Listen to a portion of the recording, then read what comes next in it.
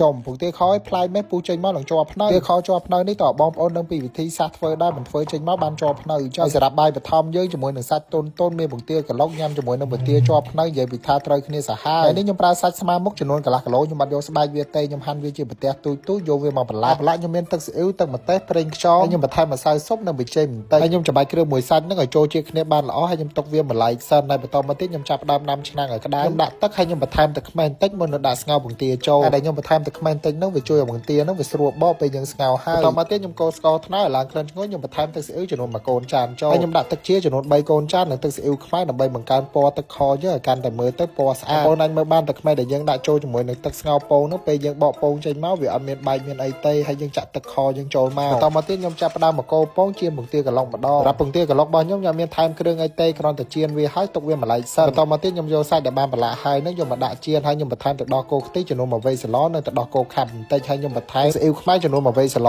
ដែរដើម្បីបង្កើនឲ្យពណ៌សាច់យើងមើលទៅពណ៌ស្អាតហើយគួរឲ្យចង់ញ៉ាំពីធ្វើគ្រឿងអីហើយគ្រប់មុខហើយចានបន្លាក់ក៏ច្រើនដែរឥឡូវខ្ញុំងាកមកលាងចានតិចសិនរាល់ថ្ងៃនេះនៅផ្ទះខ្ញុំប្រើសាប៊ូស្អាតជាផលិតផលរបស់ប្រទេសកម្ពុជាតែរូបមន្តនៅបច្ចេកវិទ្យាមកពីប្រទេសកូរ៉េហើយសាប៊ូស្អាតមានក្លិនក្រអូបសំពីផ្លែក្រូចនិងបន្ទាកតុយកពើប្រើកាន់តែយូរដៃកាន់តែទន់ហើយសាប៊ូស្អាតអាចកម្ចាត់បាក់តេរីបានដល់ 99.9% សាប៊ូមួយ